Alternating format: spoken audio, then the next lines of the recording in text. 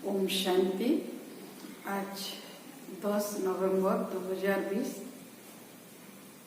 बाबा का साकार मधुर महावाक्य सुनेंगे।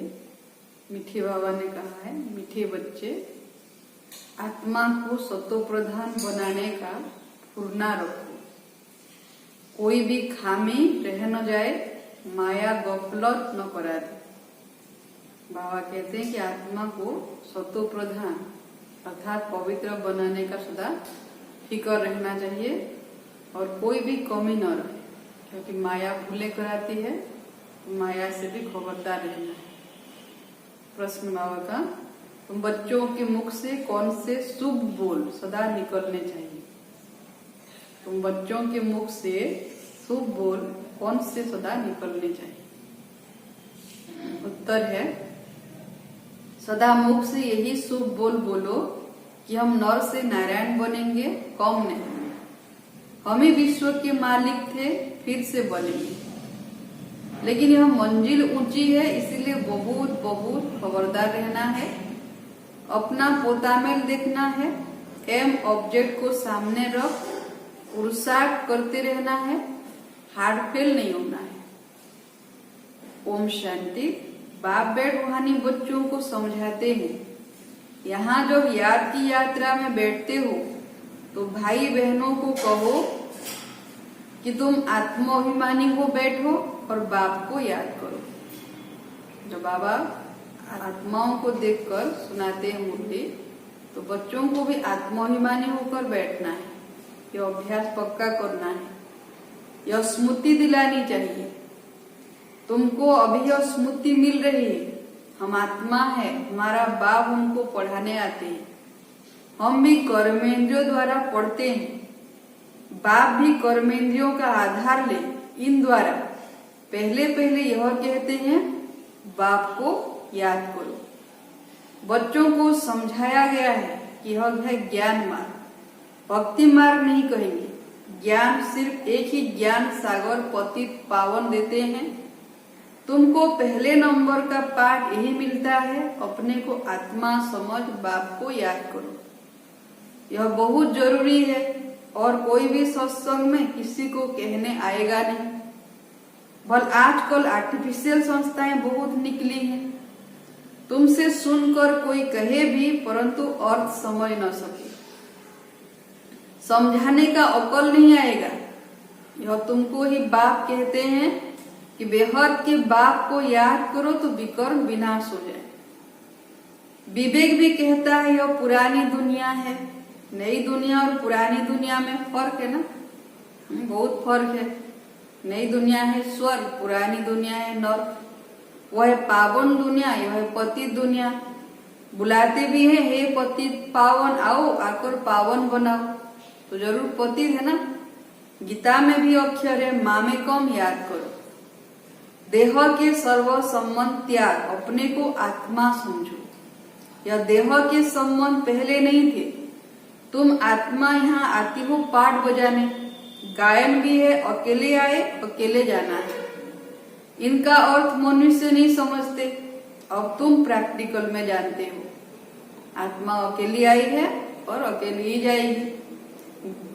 अब हम अभी पावन बन रहे हैं याद की यात्रा से और याद के बल से। यह है ही राजयोग बल, वह हठ योग जिससे मनुष्य थोड़े समय के लिए तंदुरुस्त रहते हैं।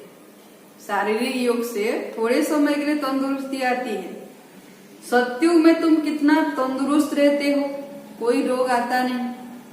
हठ योग की दरकार नहीं, यह सब यहाँ इस छीछी दुनिया में करते रहते हैं। यह है पुरानी दुनिया, पतित दुनिया है ना, सभी रोगी हो गए। सत्युग नई दुनिया जो पास्ट हो गई है, उसमें इन लक्ष्मी नारायण का राज्य था। यह किसको भी पता नहीं है, वहाँ हर एक चीज नई होती है। गीत भी है ना, जाग सजनिया जाग, नवयुग आया कि आया। तो नवयुग है सत्युग, पुराना युग है कलयुग। अभी इसको कोई भी सत्युग तो नहीं कहेंगे।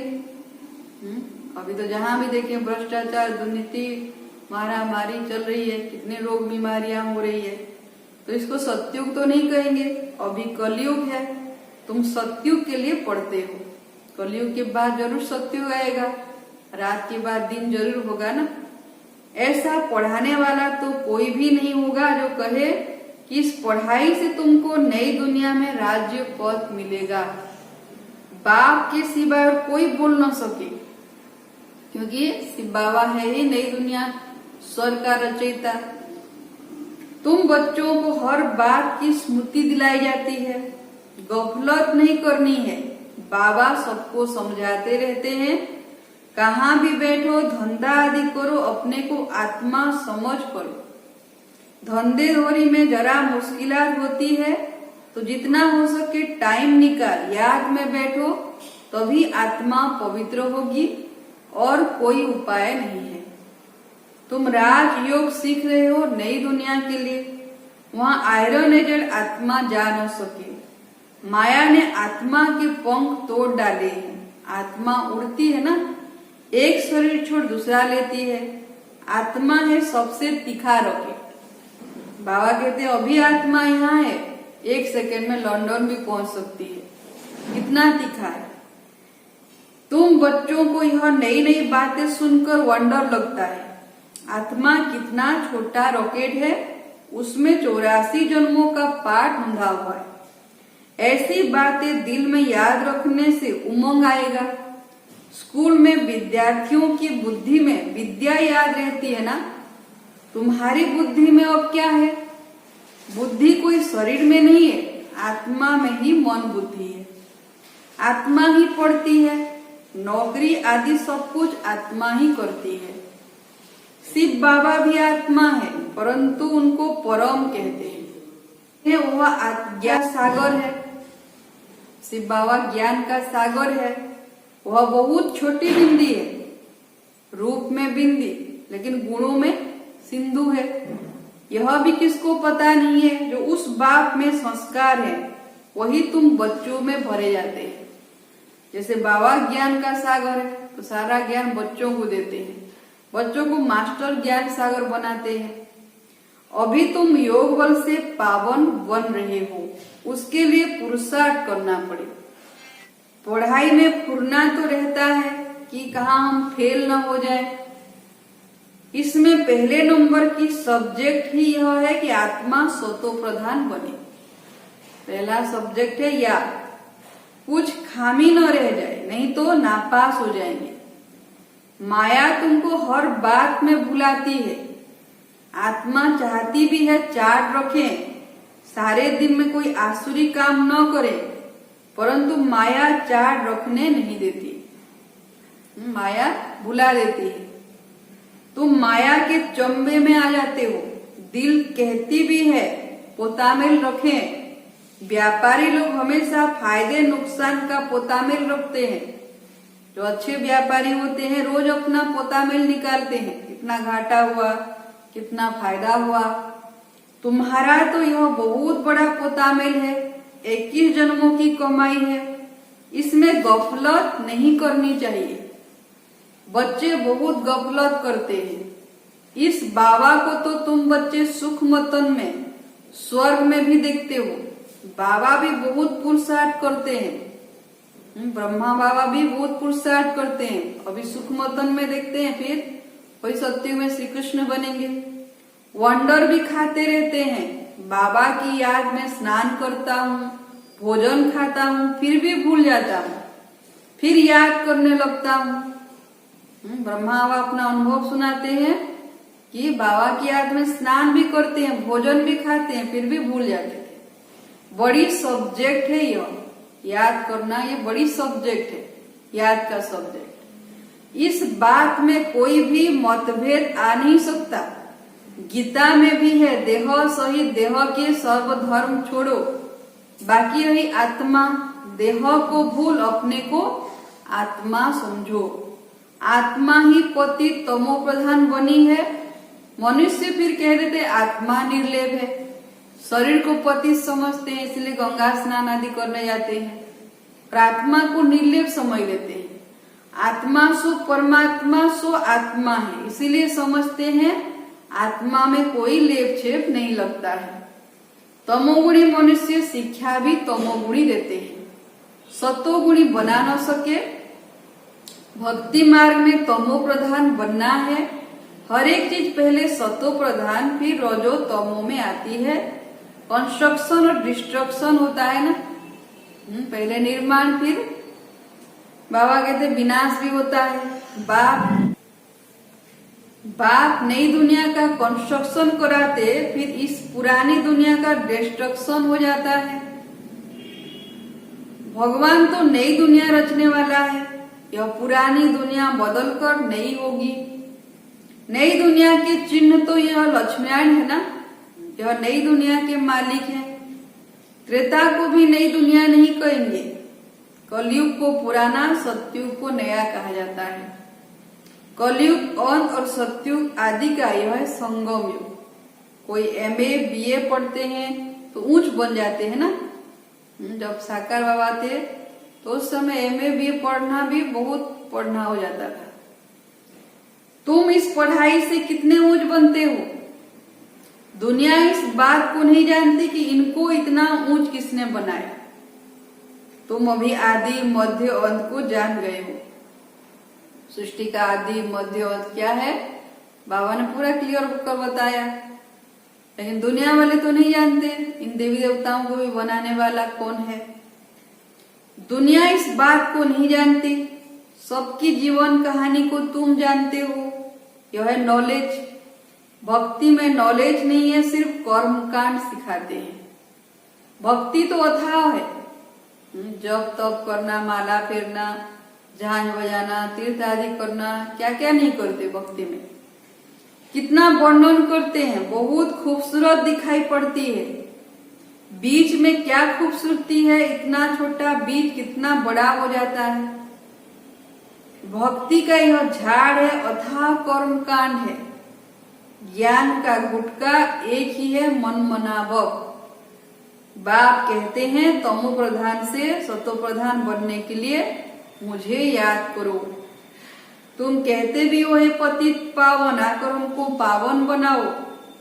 रावण राज्य में सब पतित दुखी हैं, राम राज्य में सब है पावन सुखी। राम राज्य रावण राज्य नाम तो है ना, राम राज्य का किसको पता नहीं है सिवाय तुम बच्चों के। तुम अब पुरुषार्थ कर रहे हो, 84 जन्मों का राज भी तुम्हारे सिवाय कोई नहीं जानते। भल करके कहते हैं भगवान वाच मन मना भव, सो क्या ऐसे थोड़ी कोई समझाएंगे कि तुमने 84 जन्म कैसे पूरे किए। अब चक्र पूरा होता है। गीता सुनाने वालों का जाकर सुनो, गीता पर क्या बोलते हैं। तुम्हारी बुद्धि में तो सारा ज्ञान टपकता रहता है। बाबा पूछते हैं आगे कभी मिले हो, कहते हैं हाँ बाबा कल पहले मिले थे। जो ज्ञानी बच्चे ज्ञानयुक्त होंगे वो जरूर कहेंगे हाँ बाबा कल पहले भी मिले थे। और जो नए आते हैं उनको याद नहीं रहता तो कहते थे हाँ बाबा पहली बार मिले हैं। ऐसे भी बाबा बुद्धि की परीक्षा लेते थे। बाबा पूछते हैं और तुम उत्तर देते हो अर्थ सहित, ऐसे नहीं कि तोते मिसल कह देंगे। फिर बाबा पूछते हैं क्यों मिले थे, क्या पाया था, तो तुम कह सकते हो हमने विश्व का राज्य पाया था, उसमें सब आ जाता है। उनका मालिक राजा रानी प्रजा सब बनेंगे, इसको कहा जाता है शुभ बोलना। हम तो नर से नारायण बनेंगे, कम नहीं। बाप कहेंगे हाँ बच्चे पूरा पुरुषार्थ करो, अपना पोतामिल भी देखना है। इस हालत में हम ऊंच पद पा सकेंगे व नहीं। कितनों को रास्ता बताया है, कितने अंधों की लाठी बना हूं। बाबा का परिचय कितनों को दिया है ये भी चेक करना है। अगर सर्विस नहीं करते तो समझना चाहिए हम प्रजा में चले जाएंगे। अपने दिल से पूछना है अगर अभी हमारा शरीर छूट जाए तो क्या पद पाएंगे। बहुत बड़ी मंजिल है तो खबरदार रहना चाहिए। कई बच्चे समझते हैं बरोबर हम तो याद ही नहीं करते, तो फिर पोतामेल रखकर क्या करेंगे। और ये अलबेलापन आ जाता है कि हम तो सारा दिन बाप को याद ही नहीं करते तो चाट क्यों रखें। उसको फिर हार्ट फेल कहा जाता है। जैसे शरीर को हार्ट फेल होता है तो क्या होता है, 1 सेकंड में ही जान छूट जाती है ना। ये भी ऐसे है, ज्ञान मार्ग में अगर अलबेलापन आ गया तो फिर पढ़ाई भी छोड़ देते हैं। एम ऑब्जेक्ट तो सामने है, वह पढ़ते भी ऐसा ही है, ध्यान नहीं देते। मियाँ मिट्ठू बन बैठ नहीं जाना है जो पिछाड़ी में फेल हो जाए। मैं तो सब कुछ जानता हूँ, कर तो रहा हूँ, ऐसे मियाँ मिट्ठू नहीं बनना है, नहीं तो लास्ट में फेल हो जाएंगे। अपना कल्याण करना है, एम ऑब्जेक्ट तो सामने है, बाबा ने सबको लक्ष्य दिया है, हमको पढ़कर यह बनना है। यह भी वंडर है ना। कलयुग में तो राजा ही है नहीं, सतयुग में फिर इन्हों की राजाई कहाँ से है? सतयुग में फिर इन्हों की राजाई कहाँ से आई? सारा मदार पढ़ाई पर है। लक्ष्मी नारायण को भी बनाने वाला कौन है? शिव बाबा। और उन्होंने भी पुरुषार्थ से ही ऐसा पद पाया है, अच्छी रीति पढ़ाई की। ऐसे नहीं कि देवताओं और असुरों की लड़ाई लगी, देवताओं ने जीत कर राज्य पा लिया, स्वर्ग की राजा ही पा ली। अब असुरों और देवताओं की लड़ाई लग कैसे सकती? न कौरवों और न पांडवों की ही लड़ाई की बात ही निषेध हो जाती है। यहाँ कोई स्थूल लड़ाई नहीं है, ये माया से लड़ाई।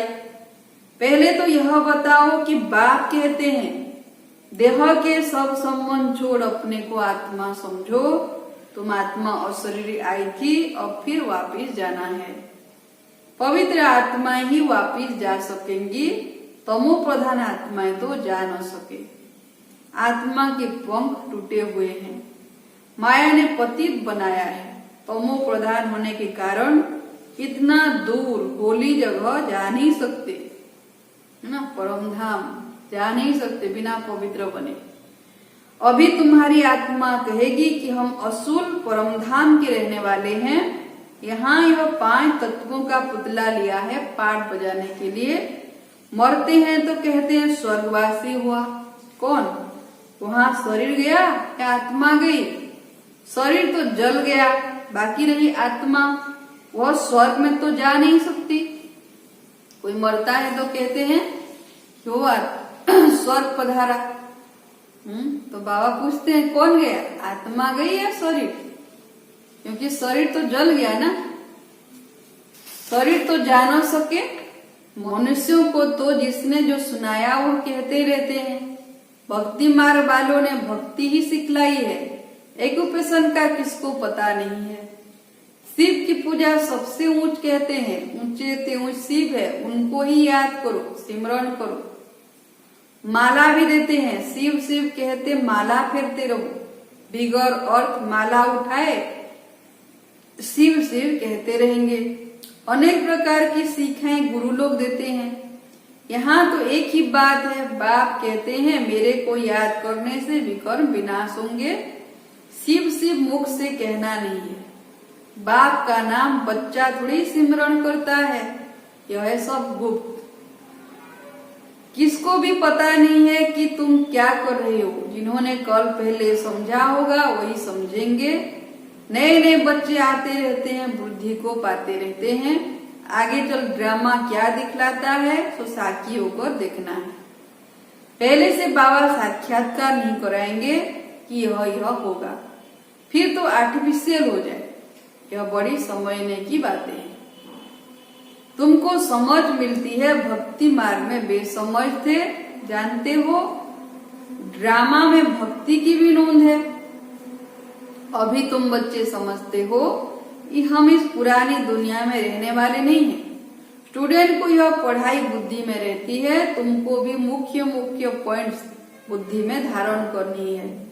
नंबर 1 बात और पक्का करो तब आगे चलो, नहीं तो फालतू पूछते रहेंगे।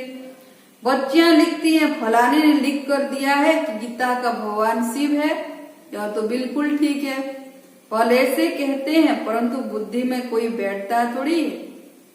अगर समझ जाए कि बाप आया है तो कहे ऐसे बाप से हम जाकर मिले, बरसा लेवे। एक को भी निश्चय नहीं बैठता है, फट से एक की भी चिट्ठी नहीं आती, परंतु इतनी हिम्मत नहीं होती जो समझे वहाँ ऐसा बाबा जिससे हम इतना समय दूर रहे, भक्ति मार्ग में धक्के खाए, और वह बाप विश्व का मालिक बनाने आए हैं, तो भाग आए, आगे चल निकलेंगे ना। अभी तो ऐसे नहीं है, लेकिन आगे चल ऐसे बहुत एक झटके से निकल आएंगे, दौड़ेंगे बाबा के पास। अगर बाप को पहचाना है, ऊंचे तीव्र भगवान है, तो उनको बनो ना, तो उनका बनो ना। समझानी ऐसी देनी चाहिए जो कपाट ही खुल जाए, उनका भाग्य ही खुल जाए, ऐसी युक्ति से समझाना है। अच्छा, मीठे मीठे सिकी लदे बच्चों प्रति माँ पिता बाप दादा का याद प्यार और गुड मॉर्निंग। रूहानी बाप की रूहानी बच्चों को नमस्ते। हम रूहानी बच्चों का भी रूहानी माता पिता बाप दादा को याद प्यार गुड मॉर्निंग, नमस्ते नमस्ते नमस्ते।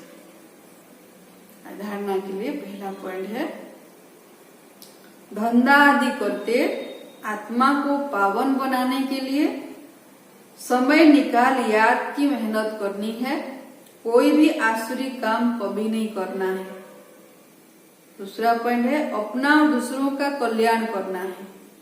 पढ़ाई पढ़ना और पढ़ाना है, मियाँ मिट्ठू नहीं बनना है। याद का बल जमा करना है, जितना समय मिले बाबा की याद में रहना है। याद का सब्जेक्ट है फर्स्ट। वरदान है बाबा का, साकार बाप को फॉलो कर नंबर 1 लेने वाले संपूर्ण फरिश्ता भव।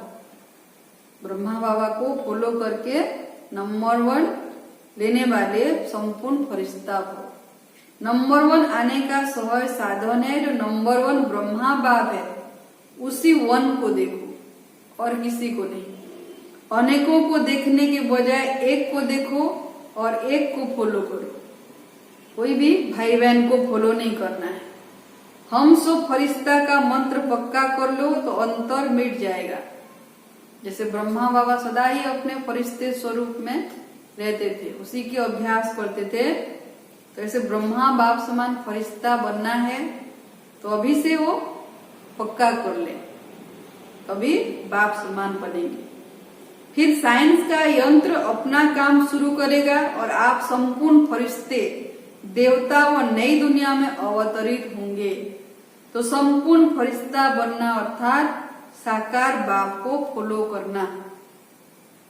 स्लोगान है, मनन करने से जो खुशी रूपी मक्खन निकलता है वही जीवन को शक्तिशाली बनाता है। ज्ञान का जितना मनन चिंतन करेंगे उतना ही मक्खन निकलता है। जैसे इस तरह बाबा कहते ज्ञान को भी जितना मनन चिंतन करेंगे उसमें भी जो रस निकलता है, उसी में ही अतीन्द्रिय सुख का अनुभव होता है, आत्मा शक्तिशाली बनती है। ओम शांति।